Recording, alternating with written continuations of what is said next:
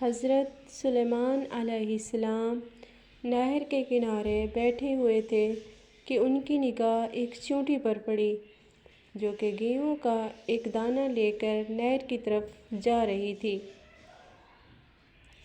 حضرت سلیمان علیہ السلام اس کو بہت غور سے دیکھنے لگے۔ جب چیونٹی پانی کے قریب پہنچی تو اچانک ایک مینڈک نے اپنا سر پانی سے نکالا اور اپنا منہ کھولا تو یہ چیونٹی اپنے دانہ کے ساتھ اس کے منہ میں چلی گئی۔ مینڈک پانی میں داخل ہو گیا اور پانی ہی میں بہت دیر تک رہا۔ سلیمان علیہ السلام اس کو بہت غور سے دیکھ رہے تھے۔ ذرا ہی دیر میں مینڈک پانی سے نکلا اور اپنا منہ کھولا تو چیونٹی باہر نکلی، البتہ اس کے ساتھ دانہ نہ تھا۔ حضرت سلیمان علیہ السلام نے اس کو بلا کر معلوم کیا کہ آخر ماجرا کیا تھا اور وہ کہاں گئی تھی۔ تو اس نے بتایا کہ اے اللہ کے نبی، آپ جو نہر کی تہہ میں ایک بڑا کھوکھلا پتھر دیکھ رہے ہیں، اس کے اندر بہت سے اندھے کیڑے مکوڑے ہیں۔ اللہ تعالیٰ نے ان کو وہاں پر پیدا کیا ہے، وہ وہاں سے روزی کی تلاش میں نہیں نکل سکتے، تو اللہ تعالیٰ نے مجھے اس کی روزی کا وکیل بنایا ہے۔ میں اس کی روزی کو اٹھا کر لے جاتی ہوں اور اللہ نے اس مینڈک کو میرے لیے مسخر کیا ہے تاکہ وہ مجھ سے لے کر کے جائے۔ اس کے منہ میں ہونے کی وجہ سے پانی مجھے نقصان نہیں پہنچاتا۔ وہ اپنا منہ بند کر کے پتھر کے سوراخ کے سامنے کھول دیتا ہے، میں اس میں داخل ہو جاتی ہوں۔ جب میں اس کی روزی اس تک پہنچا کر پتھر کے سوراخ سے اس کے منہ تک آتی ہوں تو مینڈک مجھے منہ سے باہر نکال دیتا ہے۔ حضرت سلیمان علیہ السلام نے کہا، کیا تو نے ان کیڑوں کو تسبیح کو سنا؟ چیونٹی نے بتایا، ہاں، وہ سب کہتے ہیں، اے وہ ذات جو مجھے اس گہرے پانی کے اندر بھی نہیں بھولتا۔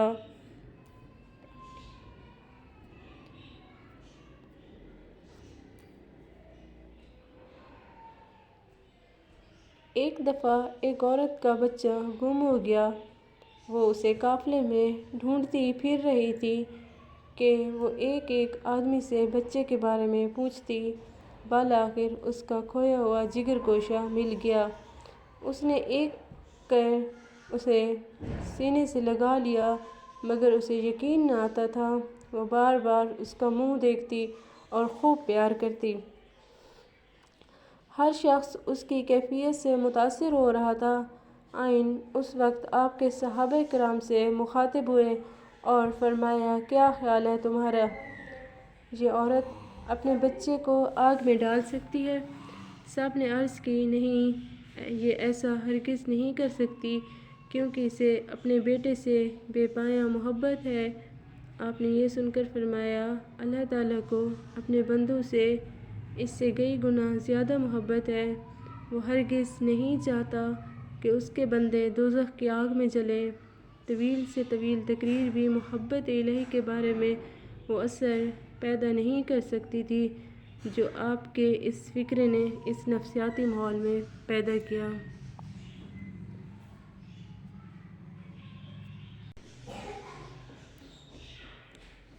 حکایت رومی۔